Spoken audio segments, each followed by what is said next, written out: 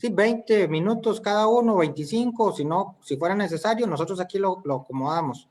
Si ya ven Ok. que yo entiendo la cámara es porque ya estamos como muy tarde con el tiempo.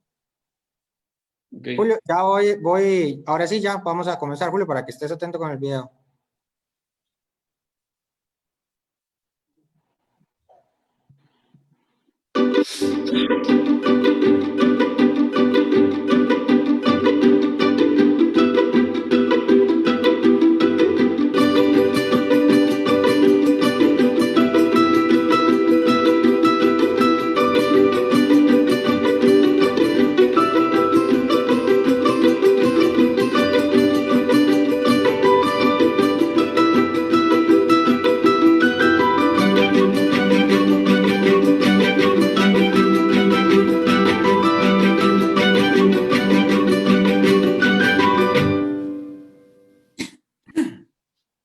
Buenas tardes a todos los que nos están acompañando en esta charla.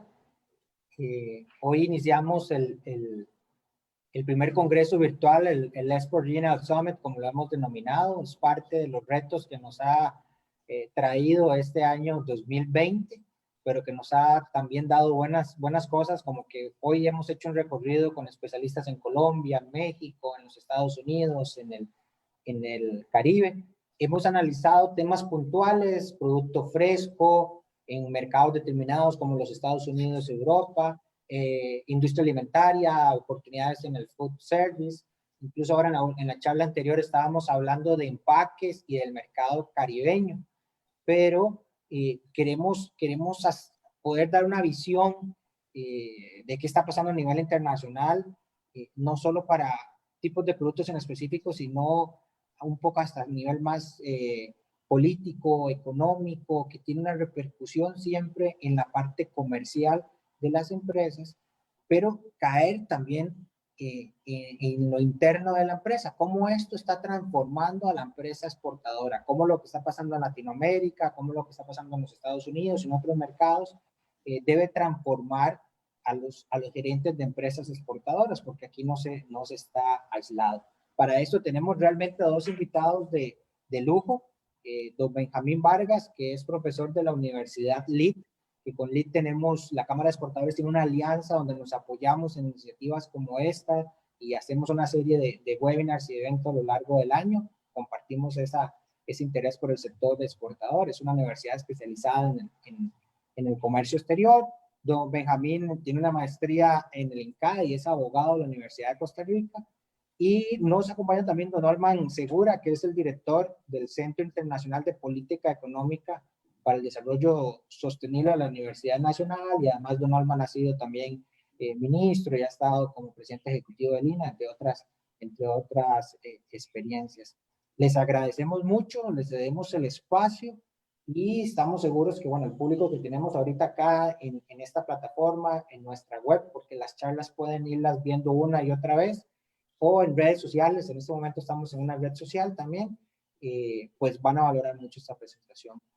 Don Olman, don Benjamín, les cedo la palabra para que puedan iniciar. Muy bien. Muy bien, voy a arrancar yo entonces, si les parece. Un gusto estar aquí acompañado de Benjamín y de ustedes, Julio, y todos los amigos de Cadexco y amigas. Primero que nada, muy agradecido con ustedes por la invitación en el Centro Internacional de Política Económica, que también tenemos una alianza estratégica con Cadexco.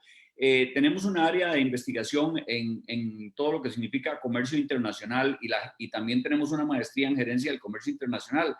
Nos interesa sobremanera apoyar el comercio internacional, tanto de zonas francas como el comercio de fuera de las zonas francas, y lo mismo que los servicios que están vinculados con todas la logística y otros alrededor del comercio. Yo me voy a referir más y voy a compartir la pantalla con ustedes a una visión general de lo que pasa en el mundo con el comercio internacional, y le hemos titulado la economía mundial en el 2021 y el impacto en las empresas exportadoras.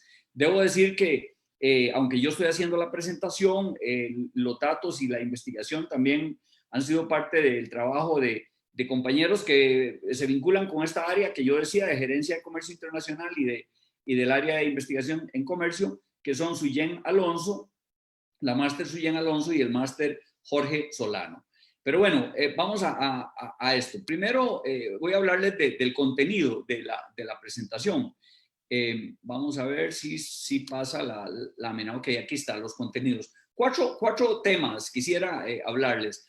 Uno es unas generalidades sobre la economía mundial 2019-2020 para pensar en el 2021. Y ahí yo creo que tal vez podemos complementarnos muy bien, Benjamín y yo, en el sentido que yo les voy a hablar de lo que se ha venido desarrollando y lo que tenemos en este momento.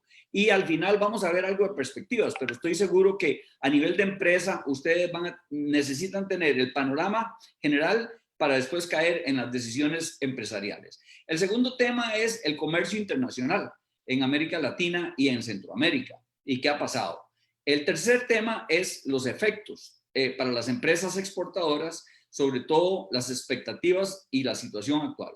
Y por último, vamos a hablar algo sobre las perspectivas próximas del 21 para adelante, pensando, ojalá que sea post pandemia, pero no sabemos, ¿verdad? Porque el COVID-19, pues este virus no tenemos todavía la vacuna, no tenemos todavía ninguna, digamos, prescripción que nos pueda ayudar a alivianar y a enfrentar este problema, y está clarísimo que nos está poniendo en retos gigantescos.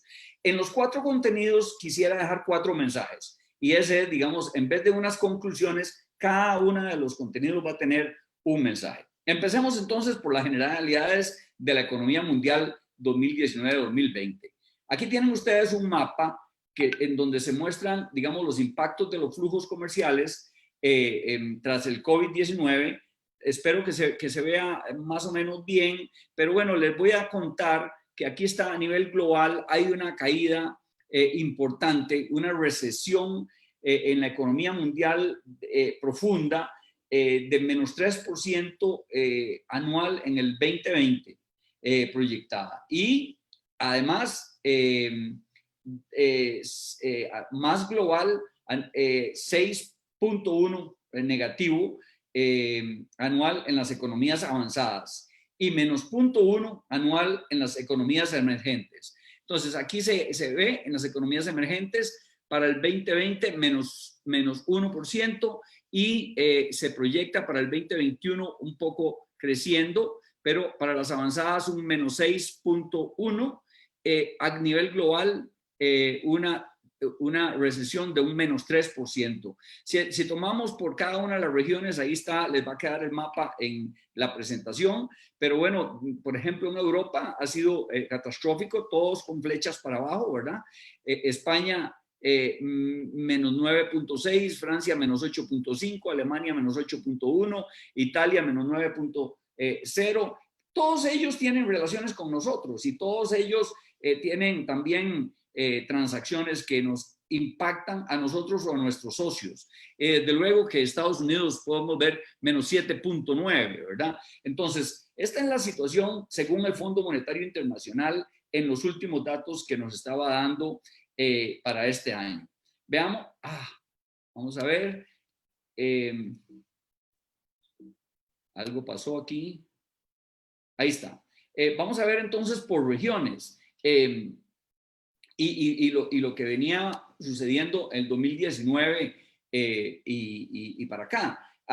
De acuerdo con la CEPAL, ya no con el Fondo Monetario, sino con la CEPAL, en el 2018 el crecimiento fue de 3.1. En el 2019 cayó a 2.5. Entonces tengamos eso de referencia porque el 2020, pues ya era un año complicado, ¿verdad? Pero además cae el tema del virus y entonces nos lleva a una recesión. Pero también vemos cómo en cada una de las regiones pues hay desaceleraciones. El 2018 es el anaranjadito, el gris es el 2019 y el amarillo es el 2020 con una proyección que hace, en este caso, la CEPAL. Y podemos ver que, por ejemplo, a nivel del mundo teníamos 3.1, baja a 2.5 en el 2019 y se proyecta 2.5 también para este año. En las economías desarrolladas, más bien cae a 1.7 de 2.3 que estaba en el 2018 y va a caer a 1.5, o sea que afecta grandemente a las economías desarrolladas, como Estados Unidos y Japón, que ahí lo pueden ver, y a Europa, que lo pueden ver por aparte. Pero si tomamos a las economías emergentes y en desarrollo, también del 2018 al 2019, pues hay una caída de 4.5 a 3.9. Y también en China, que es, digamos, el pilar de las exportaciones y del Producto Interno Bruto, que es lo que estamos hablando aquí, cae en el 2019 a 6.1 de 6.6 y para este año se espera un 5.8. Y América Latina está por acá, que es el más chiquito, ¿verdad? Nosotros, que a veces nos creemos tan grandes, nos damos cuenta que no llegamos, por ejemplo, en el 2018 y en el 2019 ni al 1%. Cayó de 0.9 a 0.1% el crecimiento del Producto Interno Bruto ahí. Y bueno, se espera que haya una suerte de crecimiento que vamos a ver ahora y vamos a estudiar el tema de un crecimiento de 1.3 en el año 2020. Sin embargo, esta caída es producto de mucha incertidumbre en América Latina, sobre todo política, y también situaciones adversas en varios países. México, por ejemplo, cayó a menos 0.1% del 2019, estando en 2.1 positivos en el 2018. Para ir a otro país grande, que es Brasil, subió apenas un 1%, pero Argentina cayó el Producto Interno Bruto en menos 3% en el año 2019 y Ecuador a menos 0.2%. Y ni qué decir de Venezuela. En Venezuela, el Producto Interno Bruto cayó a menos 25.51. Y de Centroamérica, Nicaragua, a menos 5.3. Hablando de Centroamérica, vemos, bueno, todavía no vamos a ir a Centroamérica, pero aquí vemos más bien las tasas de variación del volumen del comercio mundial, ya no el Producto Interno Bruto, sino el comercio, y vemos cómo antes de la crisis del 2008-2009 había un promedio importante, mucho más alto, ¿verdad?, que posterior a esa fecha, en donde es apenas de 0.6 y antes era de 5 puntos y resto. Teníamos, el COVID llega entonces en momentos en que se presenta un comercio internacional o mundial que ya estaba muy débil, con un comportamiento arrastrado por la crisis y apenas una pequeña recuperación. Noten aquí que es apenas en promedio, es apenas como un 2%, 2.3%. Y antes teníamos un 6% y resto, ¿verdad? Bien, entonces, hablando ahora del volumen y el valor del comercio. El volumen del comercio mundial de mercancías disminuyó un 14.3% de acuerdo a los datos ultimísimos de hace una semana que nos emite la OMC respecto al segundo trimestre del 2020 comparado con el año anterior. Y la última contracción del comercio es más pronunciada que la reducción del 10.2% que acabamos de hablar, registrada en la crisis financiera del tercer trimestre del 2008 y primero del 2009. Ustedes pueden ver que aquí está el valor de las mercancías en rojo, cómo cae a menos 14.3 en este último cuatrimestre, y en azul está el volumen de comercio, que también cae de una manera importantísima, ¿verdad? Esas son las situaciones a nivel mundial. Primer mensaje: el efecto del COVID, acompañado por una economía mundial ya en franca desaceleración, implicará un 2021, estamos haciendo una proyección, con una tendencia similar, especialmente si no se logra un crecimiento de 2.5 en el último cuatrimestre del 2020, según las proyecciones de la OMC. Estamos basándonos en lo que la OMC está hablando. Veamos ahora qué sucede en América Latina, el comercio internacional en América Latina. Bueno, aquí lo que tenemos es que también hay una caída importante. Somos la región, que ya lo había dicho, en desarrollo más afectada. El volumen de comercio mundial acumula una caída de menos 17% hasta mayo. En el gráfico noten que la parte verde es de enero a mayo de este año. El rosadito, espero que sea rosado para ustedes, es abril, y el azul es mayo. Entonces aquí está de enero a mayo. A nivel del mundo, menos 16.6, bueno, sí, 17 decíamos por aquí, pero de enero a mayo, y sigue cayendo en abril en abril y mayo. En Estados Unidos también, que es nuestro socio comercial más grande para Centroamérica, la caída es muy importante. De enero a mayo es 22.2. Y bueno, en general, pues continúa con esa tendencia. China, que es otra importante socio últimamente, es menos 1.2, ¿verdad? De enero a mayo. Con una recuperación en abril y en mayo, pero con un promedio bajo aquí. Y bueno, entonces acá tenemos América Latina, de enero a mayo un menos 23.9% de variación interanual del valor de las exportaciones, que nos afecta muchísimo. Desde luego que los sectores con peor desempeño han sido manufacturas, minería y combustibles, pero también existe un desplome gigantesco en el área del turismo que arrastra las exportaciones de servicios, en especial las del Caribe, de acuerdo a lo que nos dice la CEPAL. Aquí es pues importantísimo ver esta situación. Ahora veamos a Centroamérica. En Centroamérica, a pesar de todo, no nos ha ido tan mal. Aquí en el gráfico ustedes pueden ver la variación interanual del valor de las exportaciones por país de toda América Latina. Y aquí está América Latina y el Caribe en promedio, menos 17%. Sin embargo, aquí al final está Costa Rica, Honduras, Guatemala y Nicaragua, que más bien están en positivo. Panamá, sí, ¿dónde está Panamá? La Comunidad del Caribe, menos 10, y Panamá está por aquí también, que también se ha afectado. Aquí está, Panamá, menos un 12%.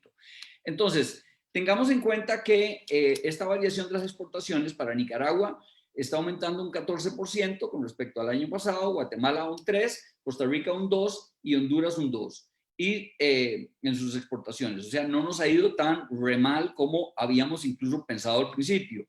Panamá, menos 10 y El Salvador, menos 24.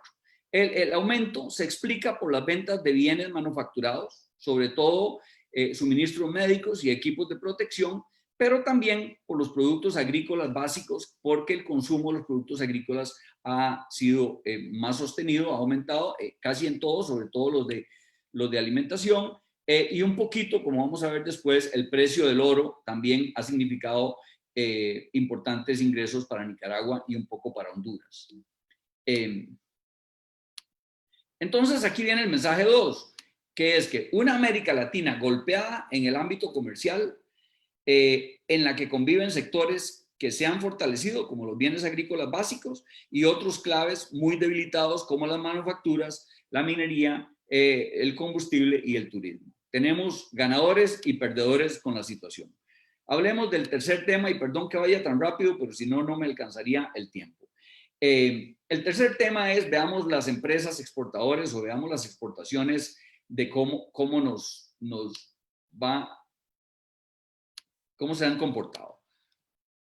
Vamos a ver, algo me pasa aquí con el computador. Aquí está. Aquí tenemos un mapa que quizás es difícil de leer, pero les voy a contar que lo rojo son restricciones a las exportaciones. Son los países que han presentado o han solicitado medidas restrictivas producto de la pandemia. Y ustedes pueden ver que es prácticamente casi todo el mundo. En el color gris, como dice aquí a la izquierda, son restricciones a la exportación y a la importación. En el rojo era solo restricciones a las exportaciones. Y en el rosadito, pues ninguna. Entonces vemos que prácticamente pues solo India no está aquí con el ninguna, pero todos los demás países pues tienen diferentes afectaciones o restricciones solicitadas. Los productos afectados han sido principalmente equipo de protección personal, productos farmacológicos, gel desinfectantes, comida, entre otros. Veamos aquí de qué estamos hablando un poco también en ese sentido. Si tomamos este año, en marzo y abril de este año se presentaron el mayor número, la mayor cantidad de notificaciones. Vean ustedes que están aquí en morado las notificaciones de comercio, las de bienes, en anaranjado notificaciones de servicios, en gris notificaciones de propiedad intelectual y bueno, vemos como marzo, abril realmente hay una cantidad enorme, en mayo también, sin embargo ya empiezan a bajar a partir de junio. La disminución no significa que nos podemos tranquilizar, porque la disminución en los meses posteriores no significa que se redujo los niveles de proteccionismo de los diferentes países, sino que más bien se acumulan con las anteriores. Recordemos que la vigencia de las medidas generalmente tienen una duración de 10 a 12 meses, o sea que durarán un año, o sea que habrá en muchos casos pues restricciones para poder entrar a hacer comercio como antes estábamos previo a la pandemia. Además, pues lo que se va dando es una saturación de las medidas. La línea azul es entonces, digamos, la tendencia a esa saturación de cómo se está manteniendo o el total acumulado de esas restricciones. Veamos ahora en los países, por aparte, separadamente, vamos a ver si nos da el tiempo. Estos son los efectos para las empresas exportadoras en Centroamérica, un recuento de lo que estábamos a principios de año y lo que tenemos en la situación actual. Cada una tiene esto. Si no nos da el tiempo, pues ustedes lo van a poder leer. En Costa Rica, por ejemplo, las expectativas en el inicio de año es que el impacto en las exportaciones iba a ser negativo y que influía principalmente el cierre de fronteras en el caso de las exportaciones con el resto de la región y que iba a haber también una reducción de la demanda de los socios, especialmente Estados Unidos y China. ¿Qué tenemos actualmente? Bueno, que en efecto se experimenta un leve incremento en el valor de las exportaciones, pero no tanto como esperábamos al principio del año. Y un comercio interregional que ha sostenido los niveles de exportación y los productos más demandados han sido, como hemos dicho, los productos agrícolas. Los productos afectados, manufacturas, piña, pescado, melón y flores. En Guatemala se esperaba a principio de año una reducción drástica del comercio por influencia de la contracción de China, principales sectores afectados, turismo y productos agrícolas, y principales productos que se verían afectados, hierro, café, azúcar y frutas, influidos por el precio internacional de los commodities. La situación actual es que las exportaciones de bienes más bien han crecido. Los nuevos socios comerciales que ellos han recurrido son Corea y Países Bajos, Holanda y otros. Un aumento de las exportaciones a los países de Centroamérica, especialmente medicamentos y uso terapéutico, y un aumento de las exportaciones de papas y brócoli. Además, cardamomo, café, banano y azúcar. Y las exportaciones... Nada más, disculpe, nada más pensarle que estamos justos en el tiempo. Ok, llevamos 20 minutos. Ok, dame 3 minuticos más y estamos cerrando. Entonces, bueno, en Honduras la situación actual es un incremento muy moderado del valor de las exportaciones, una disminución importante del valor de las importaciones y reducción de la balanza comercial. Estados Unidos y la Unión Europea y Centroamérica siguen siendo los principales compradores y los productos más afectados, café y cítricos. En el caso de El Salvador, que es importante remarcar por la particularidad diferente que tiene El Salvador, en la situación actual es que experimenta una disminución del valor de las exportaciones respecto al 2019, se considera el país más afectado de la región por el tipo de productos que exporta y también porque depende de un destino mayoritariamente.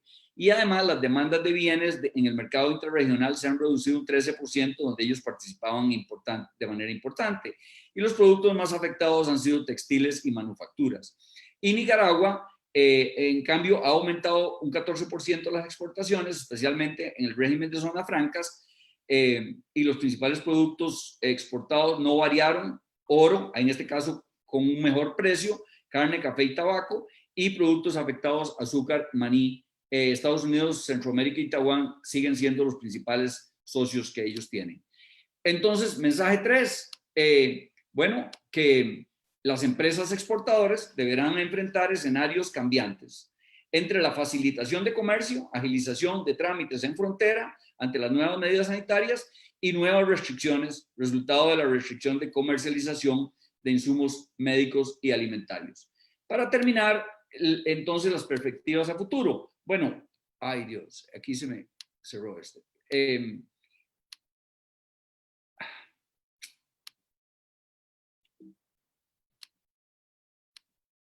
Ok, este es el gráfico que nos presenta la OMC ahora el 20 de abril, que fue el volumen de comercial mundial de mercancías. Si ustedes ven, la línea amarilla es el pre-pandemia. Era la situación que esperábamos que sucediera.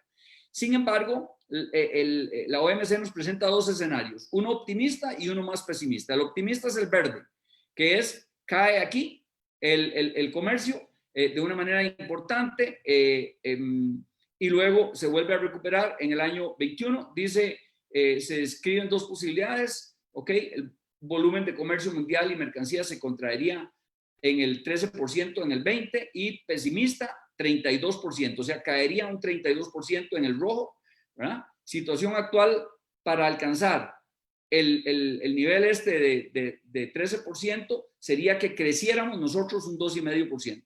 Si crecemos un 2,5%, podemos alcanzar el nivel más optimista. Sin embargo, termino con esto.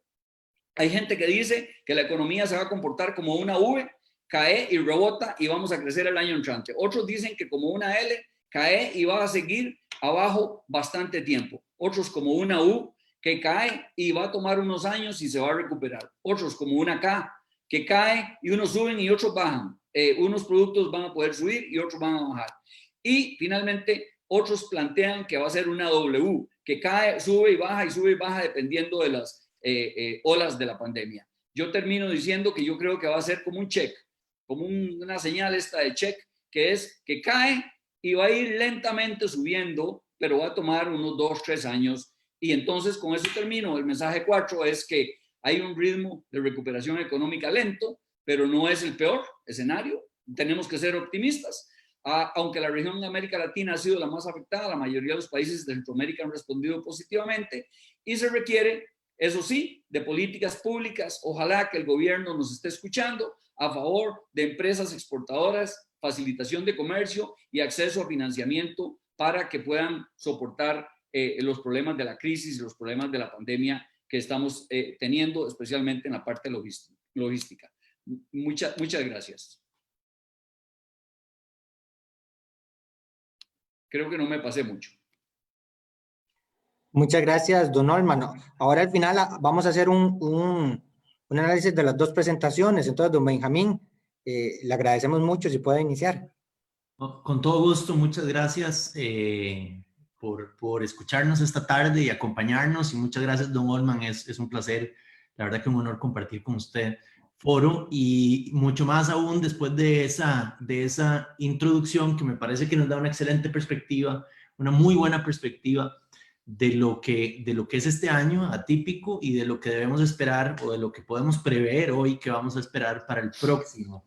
Yo voy a intentar partir de esta perspectiva más general a algunas reflexiones que quisiera estimular en los participantes con respecto a un nuevo liderazgo para las empresas exportadoras. Un poco el título de la presentación nos llevaba a hacer este diagnóstico que hacía don Olman, pensar un poco hacia adelante, hacer algo de prospectiva y decir, bueno, ¿eso qué implica para el estilo de liderazgo y para los líderes en general de las empresas exportadoras? Intentaré hacer algunas reflexiones en ese sentido hacia el final. Para complementar los antecedentes que señalaba muy bien don Olman, más que complementar, diría yo, para hacer énfasis en algunas de sus conclusiones, en algunos de sus mensajes claves con los cuales coincido. La incertidumbre es al mismo tiempo una tendencia creciente en general. Esta es una gráfica del índice de incertidumbre global que lo calcula o que lo establece el Intelligence Unit de The Economist a partir de contar cuántas veces aparece la palabra incertidumbre en sus informes de país o sus country reports que vienen desde 1990 en esta gráfica. Y solo vemos una tendencia creciente y llama a la vista en esta gráfica cómo algunos eventos, particularmente la crisis del 2008, la crisis financiera, se queda corto con los niveles de incertidumbre diagnosticados en los country reports hacia adelante, con otros eventos, inclusive Brexit o las elecciones de los Estados Unidos, alarmando a los analistas a pensar más y a describir más la situación como incierta, impredecible.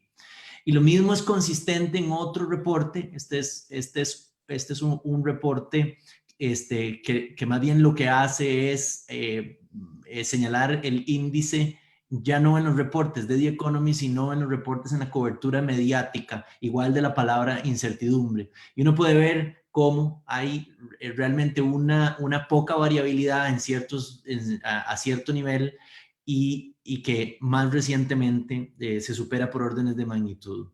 Y en general esto es sencillamente una filmina que resume cosas que planteaba muy bien don Olman. A ese escenario de incertidumbre global, muy orientado por la incertidumbre en el establecimiento de políticas públicas y escenarios muy volátiles del liderazgo político en general en el mundo, nos viene una pandemia que desde el punto de vista de comercio llama la atención de cómo en un primer momento de la pandemia hay una gran resiliencia de los bienes transables entre fronteras del comercio internacional, porque vean ustedes que con una caída de solo el 0.1% del PIB en el 2009, la caída en el comercio proyectada, eso sí, al escenario optimista que señalaba don Olman, o aún más optimista en este pronóstico anterior, que es del 10%, no corresponden las proporciones a una caída económica de 50 veces como lo fue como lo es la proyección de la caída económica del Fondo Económico Mundial del Foro Económico Mundial, perdón, del Fondo Monetario Internacional, perdón, para este año. Hay algo de resiliencia en los bienes transables, pero no es lo mismo para todos, no es lo mismo para los bienes que se exportan, por ejemplo, en cargos aéreos que para el marítimo y terrestre, no es lo mismo entre industrias, y más bien aquí la pregunta es, esa resiliencia, ¿hasta cuánto durará y cuál es el costo? ¿Cuánto impactan lo que no está aquí, que es el margen o el margen promedio o los márgenes de las empresas exportadoras y en sus componentes y al final del día en su rentabilidad? Y ahí hay una reflexión interesante hacia adelante. Por otro lado, hay disrupción tecnológica que solo se ha acelerado. Hace muy poco estábamos hablando de una categoría conceptual, lo que se ha dado a llamar la cuarta revolución industrial, pero en esta tablita del World Business Council for Sustainable Development, desarrollada en conjunto con la empresa Wired, de consultora sobre tendencias de tecnología, la maduración de los elementos de lo que se ha dado a llamar la cuarta revolución industrial no es una expectativa, es algo que hoy día está en desarrollo. Hace muy poco estábamos hablando del desarrollo de el digital twin, los vehículos eléctricos, etcétera, y podemos ver en esta imagen cómo más bien muchas de estas tecnologías o innovaciones tecnológicas están más bien en fase de crecimiento y maduración, más que en fase de piloteo. Es decir, esta cuarta revolución industrial y todos estos elementos de disrupción tecnológica ya no son una expectativa, sino que es más fácil decir que están aquí y que predominan la dinámica competitiva. Y la trayectoria impredecible de la política pública, solo basta ver los rules of engagement o el comportamiento, las reglas del comportamiento del debate de ayer en los Estados Unidos y compararlo con cualquier otro para entender cómo sí podemos concluir, independientemente de quién gane las elecciones, que la trayectoria de la política pública en los Estados Unidos es hoy más impredecible. Los datos son sólidos y consistentes en mostrar que esto no tiene efectos en el mercado, definido el mercado como Wall Street. No tiene efectos de largo plazo importantes en Wall Street, pero sí los tiene en mainstream, sí los tiene en la expectativa de costo y las políticas, por ejemplo, regulatorias y neoproteccionistas, o sencillamente la incertidumbre, sí sabemos que va directo al margen de las empresas exportadoras. Y para poner un ejemplo vivo de Costa Rica, en Costa Rica en este momento, para hablar de incertidumbre política, estamos en un ajuste fiscal y una negociación con el Fondo Monetario Internacional para ese ajuste. Por un monto, estas las veces que hemos ido, esta tabla presenta las veces que hemos ido al fondo, por un monto que es igual algunas veces el que otras veces hemos ido a la historia en comparación. La solicitud del bailout por casi $2 billones en general en el agregado, y con un panorama histórico muy diferente. No era los 80s ni los 90s, donde la cooperación internacional atraía entre 2 y 4% del PIB a Costa Rica y a otros países de la región en montos equivalentes o similares, perdón, anualmente, pero también en un escenario político muy diferente. La fragmentación política es otra, es totalmente diferente. Hay una tabla del índice, perdón, del número efectivo de partidos políticos representados en la Asamblea Legislativa de Costa Rica, que en la década de los 80 eran 2.3, 2.4 partidos políticos, y hoy esa Asamblea Legislativa tiene 5.6 partidos políticos efectivos representados con básicamente las mismas reglas legislativas, con pocas modificaciones o algunas modificaciones importantes, pero con una dinámica esencialmente concebida para el bipartidismo. Y las acciones colectivas, las manifestaciones en las calles y etcétera, poniendo ahí cómo se comportaban con respecto al año anterior a una negociación con el fondo, el año efectivo de la negociación con el fondo y el año posterior, nos muestra hacia adelante un escenario también de muchísima incertidumbre, donde solo en el primer año de la administración Alvarado, las movilizaciones colectivas y muy asociadas a ajustes fiscales, sin tomar en cuenta lo que está sucediendo justo hoy, eran igual, bastante desproporcionadas para arriba en relación con otros años. Y hoy, para no dejar de mencionar el ejemplo, tenemos bloqueos en diferentes puntos del país, y para señalar entre comillas este tema de incertidumbre y cómo afecta a la empresa exportadora, uno de los líderes de estas manifestaciones, don José Miguel Corrales, decía casi textualmente, intento ser textual con lo siguiente, diciendo: nos vamos a enfocar implicando que se iban a enfocar en los puertos y en algunos puntos de fronteras. Dijo que, aquí es donde debiera poner las comillas, que de por sí el pueblo no es el que importa y el que exporta. Esa fue su manifestación. Entonces era claramente un objetivo la capacidad de importación y exportación de la protesta social que hoy vemos. Entonces, a manera de resumen, ¿cuáles son algunas características de este entorno complejo que pueden determinar la necesidad o el estilo de liderazgo necesario hacia adelante? Bueno, hacia adelante, 21 y más allá, podemos esperar frecuentes disrupciones en la cadena de abasto. Las pandemias pueden y tienden a ser algo más regular. No solo esta, no sabemos si esta tiene un doble brote, un nuevo brote, y cómo se comportará, como lo señalaba muy bien Don Olman, pero en general las pandemias es algo que no nos podemos perdonar, sin no dar pasos para adaptarnos a un mundo con pandemias después de lo que hemos pasado en este evento traumático. El cambio climático puede tener y hoy tiene efectos equivalentes, o tenderá a tener efectos equivalentes, y etcétera. Otras causas de disrupción de las cadenas de abasto. Por ejemplo, esto tiene un efecto directo en los márgenes de utilidad de todos y en los costos. La OMC calculaba en el primer trimestre de la pandemia que el incremento en costos en el comercio de bienes asociado a las medidas restrictivas que don Olman planteaba en alguna de sus láminas era el equivalente a una subida de 3.4% en el promedio general de aranceles. Eso sería, como hoy el promedio es alrededor de 8, como que pasar, y este es el nivel general de aranceles promedio, que pasara a 11.4. Entonces tiene una afectación directa en los resultados de los negocios. Por otro lado, la inestabilidad regulatoria, tendencias geopolíticas y un nuevo proteccionismo, sin duda, es una característica de ese entorno desafiante. Para poner algunas anécdotas o ejemplos anecdotarios, el Phase One, este acuerdo de enero de los Estados Unidos con China, después de la guerra de aranceles o del último episodio de la guerra de aranceles, que se firmó en enero, estaba lejos de llegar a los niveles de la era dorada, digamos, del comercio internacional que representó los 2000 antes del evento de la crisis financiera del 2008.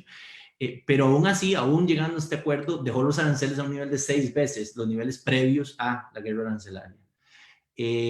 Por otro lado, bien importante una reflexión un poco política o entorno geopolítico aquí. Recordemos que la historia de las medidas proteccionistas de los años 30 la solemos interpretar solamente como el producto de una reflexión académica o como el producto de, si se quiere, una posición ideológica. Básicamente, tanto allá como hoy, esas medidas proteccionistas eran respuestas a votantes, a cosas bastante más terrenales, ¿verdad?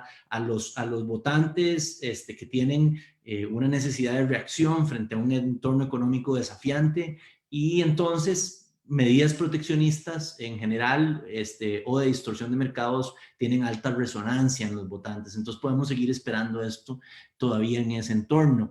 ¿Y de qué tamaño es eso? Bueno, las diferencias regulatorias y algunas otras barreras ya de regulación, igual es un cálculo de la OMC, contribuyen en promedio al menos el 10% de los costos de comercialización de las exportaciones a través de todas las industrias. Imaginen lo que es ese 10% creciendo en algunos puntos porcentuales, o imaginemos en general cómo representa la incertidumbre de este 10% del contenido, de ese rubro de costos, cambiando por toda esta inestabilidad regulatoria. Huelga decir que aquí podríamos hacer la lista mucho más larga. El multilateralismo, digamos, para decirlo menos, desafortunadamente ha perdido, el motor de expectativa en la población que tenía OMC y las reformas digamos, del multilateralismo comercial en un momento del pasado. Hoy no tiene tanto vapor hacia adelante. Y la disponibilidad de capital y bajas tasas de interés en general en el mundo claman por mejores oportunidades de inversión en las condiciones fundamentales de cada inversión. Entonces, en el fondo van a seguir demandando mucha mayor integración eficiente de las cadenas de valor, perdonando mucho menos las ineficiencias que se traducen en un castigo en la rentabilidad de los inversionistas, y en general una presión bastante mayor para ser más eficientes. En ese entorno, además, uno puede anotar ese vector de disrupción tecnológica en aceleración. Eso sí no va a esperar ni se va a detener, eso sigue más bien de forma acelerada y con un crecimiento compuesto hacia adelante. Entonces, ¿cuáles reflexiones podríamos traer concretas de este entorno desafiante al liderazgo de la empresa exportadora? Bueno, yo traigo aquí 3, pero estoy seguro que ustedes tendrán más y la idea es estimular una reflexión sobre 3. La primera es, yo creo que es tiempo de elevar el perfil del ejecutivo con la función comercial. Es decir, en las empresas, aquella función que le hemos llamado trade y que tradicionalmente tiene que ver con trámites arancelarios, gestión regulatoria, nacionalización de mercancías, etcétera, es una función que tiene que tomar un realce estratégico de otro nivel. Es de otro perfil, sobre todo para la empresa exportadora. Para la empresa exportadora, la capacidad de ser resiliente en entornos tan ambivalentes, en entornos de tanto cambio, es el equivalente a el know-how de la empresa local de bienes no transables. Es decir, es una capacidad core, distintiva, que hay que desarrollar. Entonces, nuevamente, estas preocupaciones de un nuevo nivel de la función comercial, ¿a dónde las tenemos? ¿En qué mesa están? ¿Qué capacidad tienen de determinar decisiones estratégicas de la empresa? Y aquí hablo de una función un poco más compleja que lo que hoy hablamos. Es una función enriquecida que integra otras cosas, que sí integra temas de estrategia de abasto y logística en una sola función y que tiene una visibilidad y un expertise sobre eso, pero en conjunto con otras cosas, en conjunto con la continuidad del negocio, toda una dinámica de continuidad de negocio que todos en alguna u otra manera han ensayado y han puesto a prueba con esta pandemia, pero que nuevamente están incorporados hoy a nuestras funciones de rentabilidad. No imaginaremos no responder más ágilmente a la disrupción, a disrupciones en la cadena de abasto, que como nos tocó responder a este evento de COVID, que además integra otros temas estratégicos como definir la huella de manufactura. Es decir, hoy se habla de tendencias y nearshoring y todo ese tipo de cosas que nos gustaría que fuera un silver bullet, ¿verdad? Una bala de plata que con solamente cambiar la locación y arreglar de alguna nueva forma las cadenas de abasto, lograremos estabilidad. Eso es importante, pero tiene que tener una visión estratégica de dónde, cómo y cuál es la huella de manufactura y la relación de esa huella de manufactura con la estrategia del negocio. Y además esa función tiene de recargo y además tiene que tener un ojo puesto y ser especialista también en todos estos cambios de dinámica del entorno abruptos. Es decir, anticipando todo este tema de cambios regulatorios, de nuevo proteccionismo, para irle un paso adelante a eso, tienen que estar en una mesa de decisión con expertise. El equivalente, perdón, la alternativa a esto, a tener una función más robusta de trade o función de comercio internacional o un ejecutivo de alto perfil en nuestros equipos de esta materia, es tener desperdigadas todas estas funciones y a un nivel incorrecto. Entonces se pierde atención en la toma de decisiones. No necesariamente está al nivel de decisión estratégica, sino que lo tenemos por fuentes externas de información, algunas veces por consultorías, y lo vemos como piezas, como silos, sin capacidad de hacer de esto una ventaja competitiva. Esa es una primera idea para reflexión. La segunda es que todos en la empresa tenemos que tomar y desarrollar nuevas habilidades disruptivas, y esto yo creo que aplica para cualquier industria. Para hablar de disrupción hay que hablar de un término que no he encontrado un equivalente en español, que es el tema de contrarian, ¿verdad? De quien tiene una predisposición a cuestionar las ideas comunes y tradicionales, quien desafía o se opone a la opinión popular y los convencionalismos, cuestiona prácticas comunes y clichés. Esa es una condición básica para poder pensar en disrupción, para poder anticipar dónde va a venir la disrupción de mi industria. Todas estas tendencias de las que hemos hablado desdibujan las líneas entre una industria y otra, entre la lógica de una industria y otra. ¿Dónde está mi industria y dónde están inclusive los componentes de mi cadena de valor? Esos son líneas que hoy día son más arbitrarias que nunca y más difíciles de dibujar. Es un falabilista, es una persona que tenemos que desarrollar en general, reconocer un conocimiento, reconocer, perdón, que el conocimiento es provisional, tener la habilidad de incorporar nueva información a la toma de decisiones con agilidad. Hay que desarrollar una empatía cognitiva con respecto al cliente, los equipos y el entorno. Es decir, esto no va a ser determinado solamente las ventajas competitivas por mi acceso y mi disponibilidad de ventaja en costos, sino que tiene mucho que ver con el último punto de la cadena, independientemente cuál es mi rol, pero toca conocer al cliente final si se quiere anticipar las movidas del mercado. Hay una característica también a desarrollar: consiliencia. Es una palabra que tampoco es muy común y por eso nuevamente hago el punto que es importante integrarla a nuestros estilos de liderazgo. Cómo integrar conocimientos de diferentes disciplinas, especialmente de ciencias técnicas y humanidades, de formas novedosas. Por supuesto, siempre con un énfasis en lo analítico, y no voy a hacer mucho hincapié en esto porque todo el tema de la disponibilidad de datos y gestión por datos es algo que conocemos bien y que en otros sitios se puede comentar más, y sobre todo un inspirador desafiante porque no es fácil inspirar a dejar el status quo y a tomar algunas decisiones de alto riesgo. Van a ser más regulares en el futuro de todas las empresas, principalmente las empresas exportadoras, las decisiones de riesgo, ¿verdad? Las decisiones que implican rápidas movidas con poca información o algún nivel de incertidumbre. Y en general una visión de negocios más integrativa. Toca a todos, independientemente de qué nivel tenemos en la cadena de valor, entender mucho mejor cómo se crea valor para el cliente final. Todas estas tendencias que vienen del mercadeo digital, del direct to consumer, hoy día están haciéndose cocinas en la nube, farmacias en la nube, y todo el mundo quiere suprimir al intermediario. Y el conocimiento, tener datos y acceso a los datos y el conocimiento de las preferencias del cliente final se vuelven indispensables para todos en la cadena. Una capacidad sobresaliente de adaptarse a nuevas tecnologías y entender el impacto de las nuevas tecnologías y ciencias integradas como una habilidad integrada del negocio, porque si no, no sabemos distinguir de una tecnología y la otra, y somos solution driven, ¿verdad? Nos lleva el que toca la puerta a ofrecernos una tecnología, lleva nuestra estrategia de tecnología hacia adelante, con el riesgo evidente de eso, que es sencillamente de las dos anteriores, desatender estos dos temas. El riesgo es la comoditización, es tener la misma solución que tienen otros y ninguna ventaja competitiva. Pero hay otras además que parecen ser más primitivas, pero que son totalmente, y con esto termino, imprescindibles para un líder en escenarios tan ambiguos. Y es entender más de la cultura.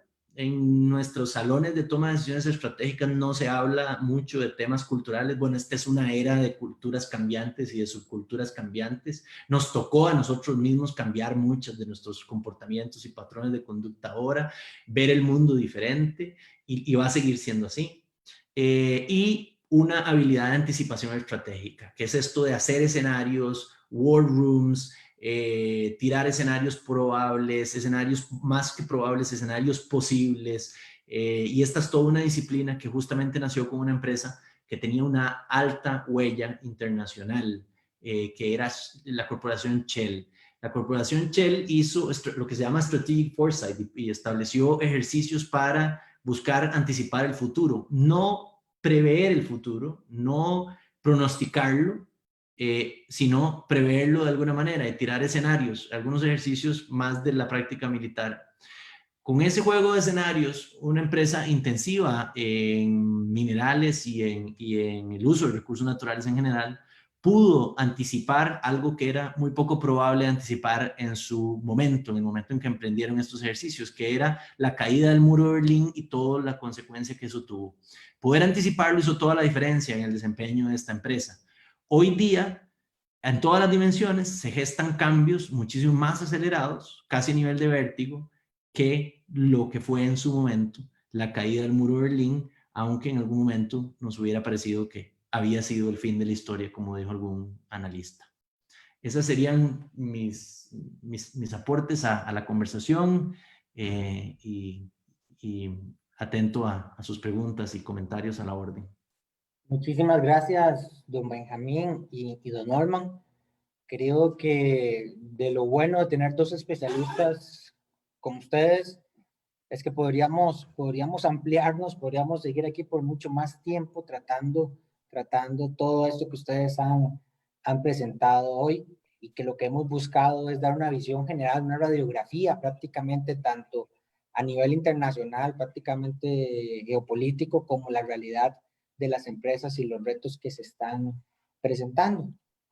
Nosotros tenemos que seguir con la siguiente charla, pero quisiera así muy brevemente que cada uno, de una forma así brevemente, decirnos cuál es el consejo, o sea, tomando como base lo que usted nos presentó, cuál es el consejo que usted le da a las empresas exportadoras, y igual, don Benjamín, cuál es el consejo principal que usted le da a las empresas exportadoras, así brevemente, para que podamos cerrar esta provechosa charla.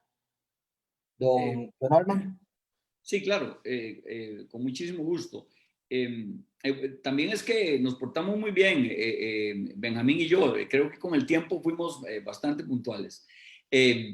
Encantadísimos. Mira, yo creo que lo más importante es mantener el optimismo, mantener, a pesar de que existe este enorme grado de incertidumbre que yo les apuntaba, y que también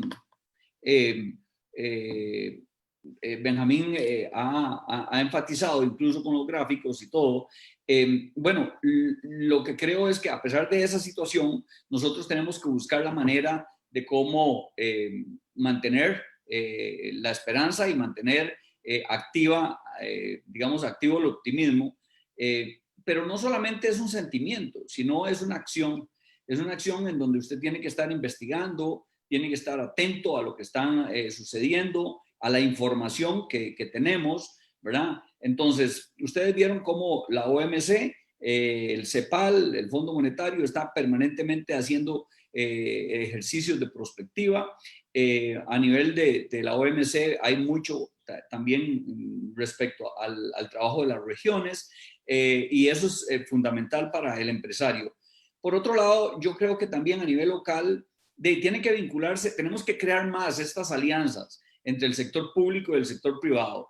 Ya ves, aquí está una representación de la universidad privada y una representación de la universidad pública, y con las empresas exportadoras compartiendo información, pero también si a nosotros nos invitan a ir a la empresa, si nos invitan a buscar salidas para este problema del Fondo Monetario Internacional o de los ajustes que se tienen que hacer, buscamos que sea pues de la mejor manera y también pues poder participar. Y por último, yo creo que se debe estar vigilante de que las políticas públicas mantengan el músculo y digamos el vigor de las exportaciones. Yo creo que las empresas exportadoras son unas grandes generadoras de empleo, grandes generadoras de valor agregado, de desarrollo de conocimiento, de innovación, y eso es los fundamentos principales para el desarrollo económico y sobre todo sostenible. Así es que yo creo que los empresarios también tienen que estar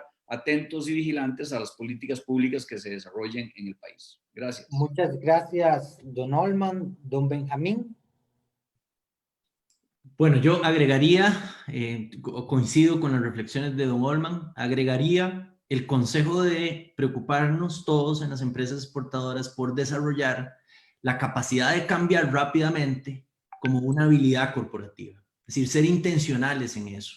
Y hay de eso, hay certificaciones, se ha escrito mucho, hay método para promover la gestión del cambio como una capacidad. ¿Qué tan rápido somos? Y todos podemos tener el diagnóstico. ¿Qué tan rápido somos en nuestra empresa cuando hay que implementar un nuevo software, cuando hay que ajustarse a un entorno como este, cuando hay que tomar medidas tan abruptamente como hubo que tomar en los primeros meses de este año para adaptarse en alguna medida, hacer la primera reacción al menos a la pandemia? Eso es una habilidad que tiene que quedar con nosotros, hay que desarrollarla, como desarrollar un músculo. Entonces también yo sugeriría también anotar eso dentro de las cosas que hay que hacer, porque nos va a tocar cambiar mucho a todos en general, y para bien. Yo quiero también cerrar en la misma nota que plantea don Olman de optimismo, de que hemos visto mucha volatilidad, hemos visto mucha incertidumbre, pero uno puede también, a modo de sentido común, proyectar muchas oportunidades de crecimiento en un escenario así también, ¿verdad? Hay muchas posibilidades de crecimiento en general en un escenario así.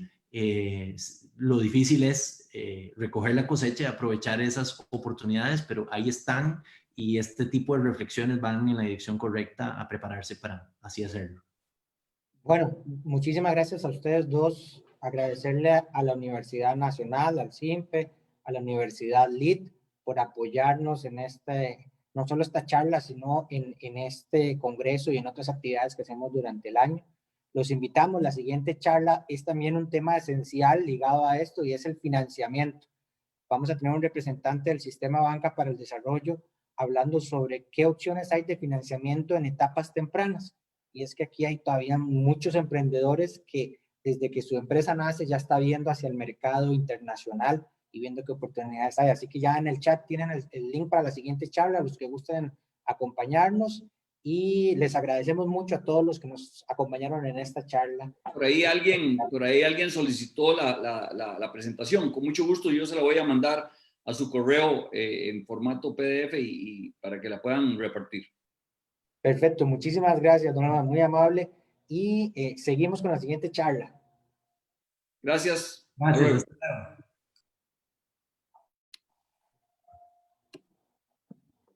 poquito, ¿por qué?